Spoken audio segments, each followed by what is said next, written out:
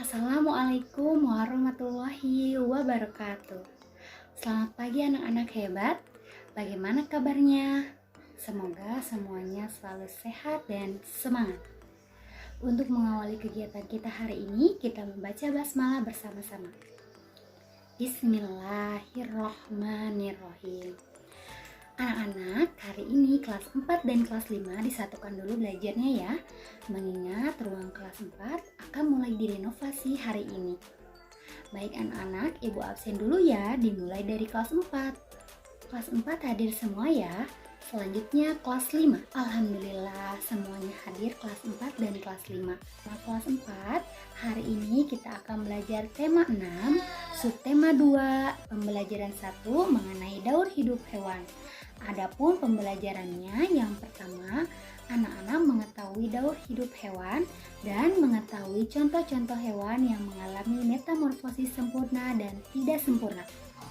Untuk kelas 5, hari ini kita akan belajar tema 6, subtema 2, pembelajaran 3 mengenai hak, kewajiban, dan tanggung jawab sebagai seorang anak. Adapun tujuan pembelajarannya yang pertama, anak-anak mengetahui hak, kewajiban, dan tanggung jawab sebagai seorang anak. Lalu yang kedua, anak-anak mampu mengaplikasikan hak, kewajiban, dan tanggung jawab sebagai seorang anak. Baik anak-anak, ibu mulai dari kelas 4 terlebih dahulu. Siapakah yang tahu apa itu daur hidup? Daur hidup adalah semua tahapan perubahan yang terjadi pada hewan dari lahir hingga dewasa. Perubahan bentuk selama daur hidup disebut sebagai metamorfosis. Metamorfosis dibagi menjadi dua, yaitu yang pertama metamorfosis sempurna, lalu yang kedua metamorfosis tidak sempurna. Untuk metamorfosis tidak sempurna terdiri atas 3 tahapan, yaitu dimulai dari telur, nimfa, lalu imago atau hewan dewasa. Contoh hewannya yaitu belalang, kecoa, jangkrik, dan semut. Nah anak-anak, untuk metamorfosis sempurna terdiri atas 4 tahapan yang dimulai dari telur, larva, pupa atau kepompong, lalu yang terakhir imago, dewasa. Contohnya pada hewan kupu-kupu, lalat, dan juga nyamuk. Baik anak-anak, tugas anak-anak adalah bukalah buku tema 6 halaman 69. Buatlah kelompok yang terdiri dari 5 orang.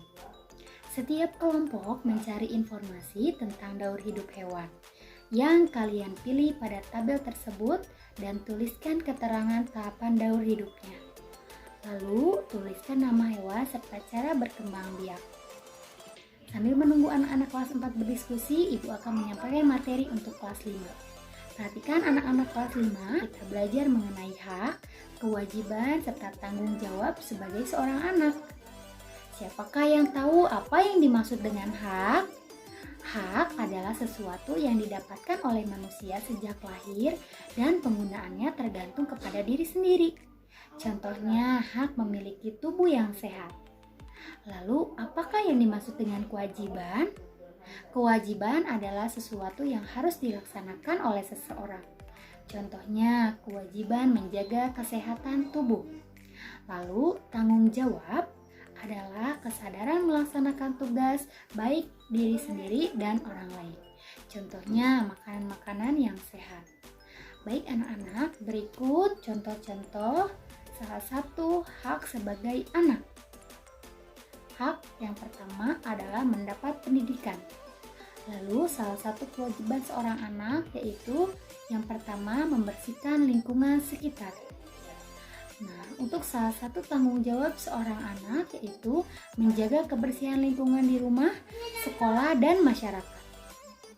Setelah menyimak apa yang tadi sudah ibu jelaskan, sekarang tugasnya yaitu yang pertama, buatlah kelompok yang terdiri dari 5 orang.